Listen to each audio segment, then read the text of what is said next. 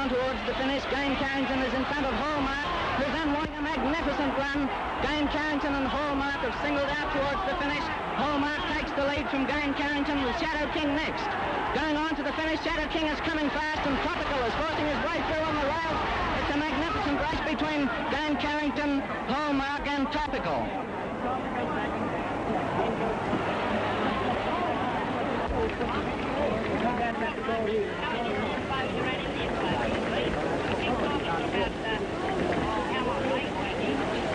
From every corner of the Commonwealth, lovers of the turf pour into Flemington Racecourse for the 1937 Melbourne Cup meeting. This course has been the scene of 76 of these classic contests for the world-famous trophy. But this year's Cup is marked by extraordinary interest in the unusually even field. There's living evidence of prosperity in the rush of thousands. On the tote, the figures soar. Look at those queues waiting their turn. But the bookmakers are not being neglected. A constant drone of voices calling the odds, and the clerks' pencils fly. At the stables, horse lovers inspect the cream of Australia's thoroughbreds. There's Sir Regent, and that's the chanter. Keen punters watch the horses on the move. There's Balkan Prince, and the Caulfield winner, the Trump. Smart dressing is a feature of the meeting, from top-hatted heads of turf personalities to trimly shod feminine feet on the way to the lawns. The famous rose garden is a blaze of blossoms, and all the roses aren't growing there. Each day of the meeting has been a fashion parade. But the discriminating spare a glance for visions like this, and this.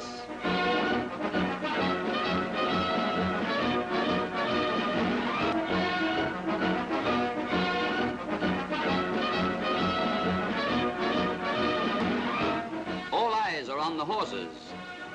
Part of it. But now the crowd is on tiptoe for the big event. 28 starters are on their way to the barrier. The pick of New Zealand and Australian horses are about to face the grueling 2-mile run in the Melbourne Cup.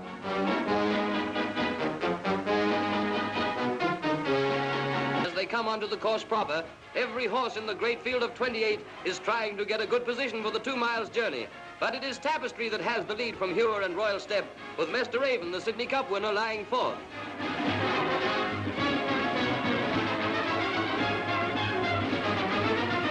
The great crowd roars in excitement as they sweep past the stand.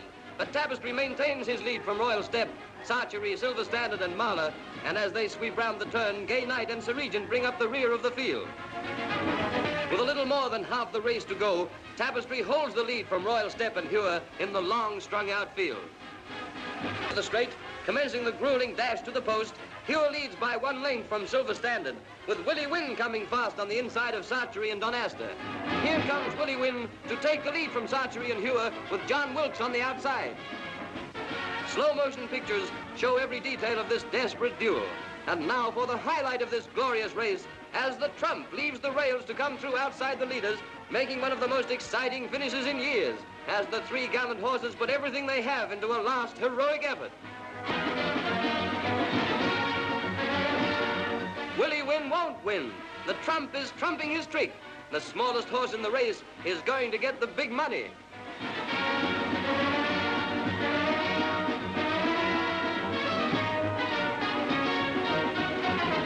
Yes, the Trump wins. He's pulled off the double, the only horse except Poseidon ever to win both the Caulfield and Melbourne Cup. This is the Trump's 6th win in 6 starts. What a record. What a Trump.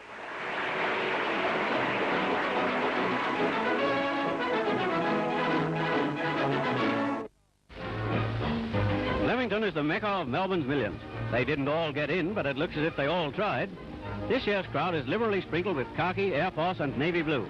But it is not as big as usual because it's hot and sultry and a storm is indicated. Nearly 250,000 of the best Australians, temporarily absent from our midst in the fighting services, will see the Cup run only on the screen through the medium of this newsreel. To them, our salutations and regard.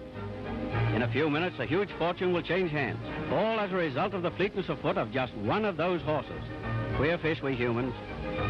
Rain begins to fall as they go to the post. They're racing from a splendid start, and Keeley and El Golly are the first to show out with Galliard lucrative and Beauvite well placed. The pace is slow and they're jockeying for position. Two Flight goes to the front, and as they enter the course proper, he's on the rails ahead of Keeley, Galliard, Triggerman and Velocity in a bunch. Close behind are Yodvar and Beauvite, both galloping easily, with Munro on the favourite, apparently looking for a berth on the fence. The tail enders at this stage are Son of Horus, Revette, Saul and Frill King. Nearing the judges' box, Galliard is showing the way by about half a length from Palencia, Laureate pulling hard, followed by Lucrative, Tranquil Star, then Cavallo, Beauvite on the rails.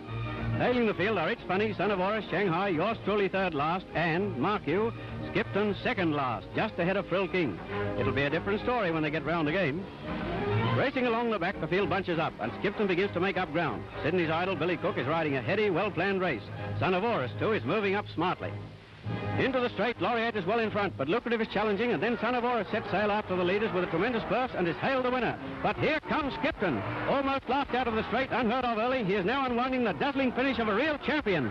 Flashing up on the outside, he cuts down horse after horse until he got Son of Horus. Beauvite can't give any more.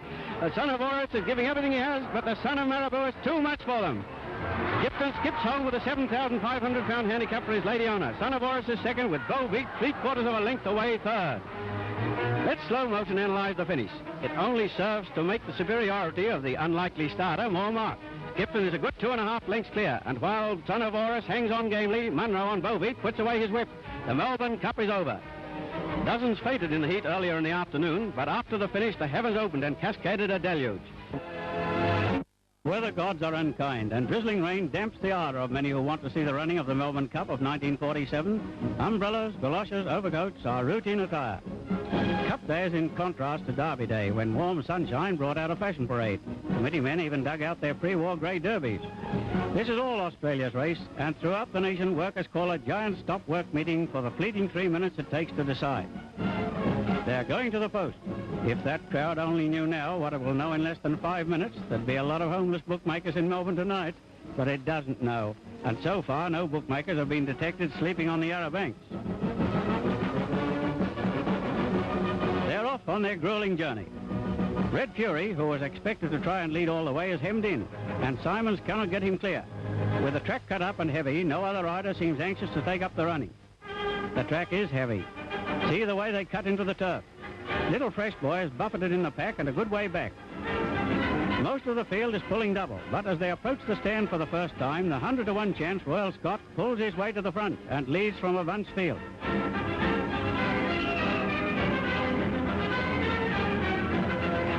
Now Kerry Ladd dashes up on the outside to join him. Then come Gaines and Open Air. The grey Herowinkie is well up, about 6th on the rails. Red Fury's move forward and Proctor's nicely placed. Fresh Boy is still well back in the field. Out of the straight, Royal Scott and Kerry Ladd lead from Gaines, Open Air, Herowinkie and Red Fury. Here, Fresh Boy on the rails gets into a scrimmage and drops back until he's only in front of 8 or 9 horses. Young Eames stays on the rails and gradually works his way forward. It was at this point Herowinquie's saddle started to slip, and Purtell was wondering whether he was due for another fall. By the time they get to the mile, Royal Scott has headed Kerry Boy. Purtell on Herowinkie, 5th, is apparently having a very uncomfortable ride. He seems to be standing in the stirrups to keep his balance. Proctor, trailed by Fresh Boys moving up, Miss Prim and Glamour Star bringing up the rear. Practically the only alteration as they approach the half mile is that Eames has worked Fresh Boy into a good position. Herowinkie going comfortably, and Proctor's running a good race under his 9 stone and the responsibility of having been back to win $500,000. Red Fury's moving to the pacemaker, and as they come to the turn, Kerry Ladd drops out. Red Fury leads into the straight with Royal Scott. Gaines is still there. Herowinkie, Proctor and Fresh Boy are all finishing strongly. Gaines has had enough. Red Fury's covering Royal Scott, and he gets his head in front. Now Purtell drives Herowinkie through. Can he do it? He's got Red Fury. He's past him. He's going to win. His unlucky run is ended. Maybe. Little Eames on Fresh Boy challenges. He looks dangerous. He switches to the inside. Maybe that cost him the race. Herowinquie's full of running. Fresh Boy's pegging him back. No, Fresh Boy can't sustain his run, and the grey has it. Red Fury struggles on, but Herowinquie wins from Fresh Boy. Red Fury 3rd, Proctor 4th. Just a couple of Eskimos, one on top of the world and one right up the pole.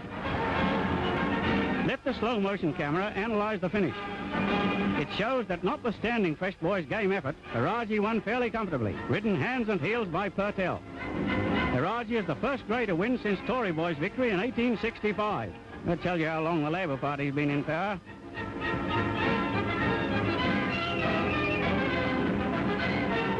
Purtell gets a great reception. No one would begrudge that grand sportsman, Mr. F.W. Hughes, his great victory. In training since last season and still fit and good enough to win Australia's greatest race, Herowinkie, you're a real racehorse and a worthy winner of a Melbourne Cup.